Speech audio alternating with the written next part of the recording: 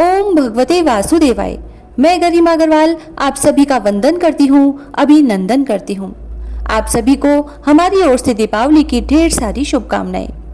कार्तिक मास के शुक्ल पक्ष की प्रतिपदा तिथि को हर वर्ष गोवर्धन पूजन किया जाता है। गोवर्धन पूजन को अन्नकूट भी कहा जाता है और इस दिन गोवर्धन महाराज की घर पर गोबर से प्रतिमा बनाकर पूरे परिवार के साथ पूजन किया जाता है। गोवर्धन पूजा के दौरान अन्नकूट की कथा कही और सुनी जाती है। इस कथा के पाठ से पूजन पूरा माना जाता है। तो आइए हमारे आज के इस वीडियो में हम सुनते हैं गोवर्धन गिरिराज जी की कथा। भगवान श्री कृष्ण बलराम जी के साथ वृंदावन में रहकर अनेकों प्रकार की लीलाएं कर रहे थे। उन्होंने एक दिन देखा कि वहां के सभी गोप इंद्र यज्ञ की तैयारी कर रहे हैं।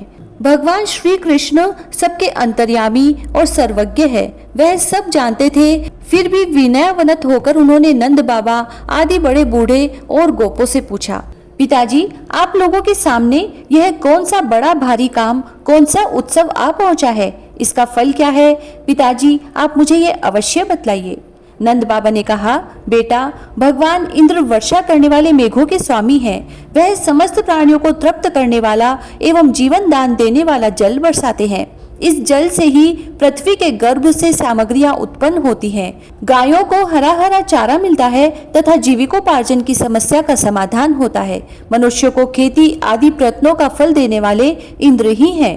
विभिन्न प्रकार की सामग्रियों से उनका यज्ञ कर हम इंद्र देवता को प्रसन्न करते हैं और हम सब उसी की तैयारी में लगे हुए हैं। तब ब्रह्मा शंकर आदि पर भी शासन करने वाले केशव भगवान ने नंद बाबा और दूसरे ब्रजवासियों की बात सुनकर इंद्र को क्रोध दिलाने के लिए अपने पिता नंद बाबा से कहा, बाबा कार्य ही पूजा है। मनुष्य को चाहिए कि पूर्व संस्कारों के अनुसार अपने वर्ण तथा आश्रम के अनुकूल धर्मों का पालन करते हुए कर्म का ही आदर करें। जिसके द्वारा मनुष्य की जीविका सुगमता से चलती है वही इसका इष्ट देव होता है। इसीलिए पिताजी हमें गायों, ब्राह्मणों और गिरिराज का पूजन करना चाहिए। इंद्र यज्ञ के लिए जो सामग्रियां इकट्ठी की गई है उन्हीं से इस यज्ञ का अनुष्ठान होने दें। अनेक प्रकार के पकवान, खीर, हलवा, पुआ, पूड़ी, जलेबी, कलाकंद, बालूशाही, भुजिया, समोसा आदि से लेकर मूंग दाल तक बनाई जाए। ब्रज का सारा दूध एकत्र कर लिया जाए। वेद पाठी ब्राह्मणों के द्वारा भली भांति हवन करवाया जाए तथा उन्हें अनेक प्रकार के अन्न, गोए तथा दक्षिणाएं दी जाए। गायों को चारा दिया जाए और फिर गिरिराज को भोग लगाया जाए। इसके बाद खूब प्रसाद खा पीकर सुंदर सुंदर वस्त्र पहनकर गहनों से सज सजा लिया जाए और चंदन लगाकर गो, ब्राह्मण, अग्नि तथा गिरिराज गोवर्धन की प्रदक्षिणा की जाए। पिताजी मेरी तो ऐसी ही सम्मति है।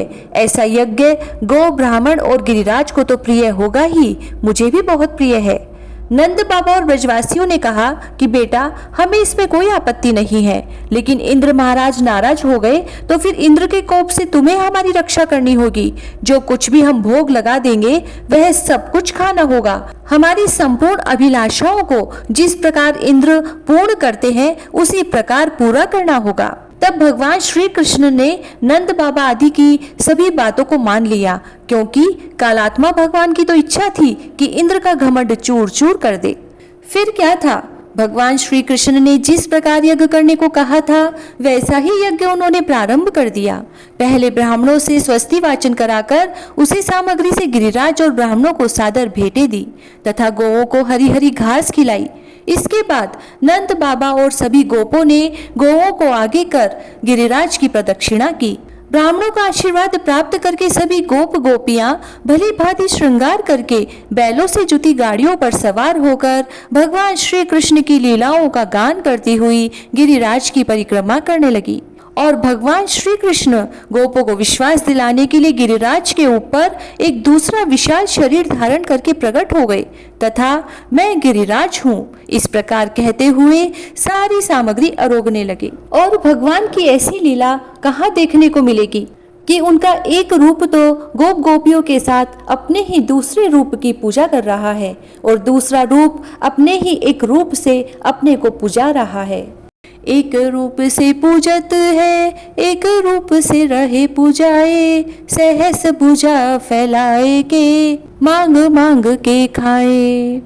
सभी जन गिरिराज बाबा का आशीर्वाद प्राप्त कर प्रसन्नचित्त हो रहे थे। उसी समय देव ऋषि नारद इंद्र महोत्सव देखने की इच्छा से ब्रज में आ गए। पूछने पर ब्रजवासियों ने बताया कि श्री कृष्ण की आज्ञा से इस वर्ष इंद्र महोत्सव समाप्त कर दिया गया है। उसके स्थान पर गोवर्धन पूजा की जा रही है। यह सुनते ही नारद उल्टे पांव इंद्रलोक गए तथा खिन्न मुख मुद्रा में बोले, हे राजन, तुम महलों में सुख नींद की खुमारी ले रहे हो, उधर ब्रजमंडल में तुम्हारी पूजा समाप्त करके गोवर्धन पर्वत की पूजा हो रही है। इसमें इंद्र ने अपनी मान हानि समझकर मेघों को आज्ञा दी कि वे ब्रज में जाकर प्रलयकारी मूसलाधार वर्षा से पूरा गांव तहस नहस कर दें, और आज्ञा पाकर पर्वताकार प्रलयकारी बादल ब्रज की ओर उमड़ पड़े। ऐसी भयानक वर्षा देखकर ब्रजमंडल घबरा गया। सभी ब्रजवासी श्री कृष्ण की शरण में जाकर बोले, भगवान, इंद्र हमारी नगरी को डुबाना चाहता है, अब क्या किया जाए। तब श्री कृष्ण ने सांत्वना देते हुए कहा कि तुम लोग गौओं सहित गोवर्धन की शरण में चलो, वही तुम्हारी रक्षा करेंगे। इस तरह से समस्त ग्वाल बाल गोवर्धन की तराई में पहुंच गए। श्री कृष्ण ने गोवर्धन को कनिष्ठा उंगली पर उठा लिया और 7 दिन तक गोप गोपिकाओं ने उसी की छाया में सुखपूर्वक निवास किया, और भगवान की कृपा से उनको एक छींटा भी न लगा। इससे इंद्र को महान आश्चर्य हुआ। तब भगवान की महिमा को समझकर तथा अपना गर्व नष्ट जानकर वह स्वयं ब्रज गया और भगवान कृष्ण के चरणों में गिरकर अपनी मूर्खता पर महान पश्चाताप किया। 7वें दिन भगवान ने गोवर्धन को नीचे रख दिया और इसी भांति प्रतिवर्ष गोवर्धन पूजा करके अन्नकूट उत्सव मनाने की आज्ञा दी। तभी से यह उत्सव अन्नकूट के नाम से मनाया जाने लगा। आपको हमारी यह कथा कैसी लगी, हमें जरूर बताएं। जय श्री राधे।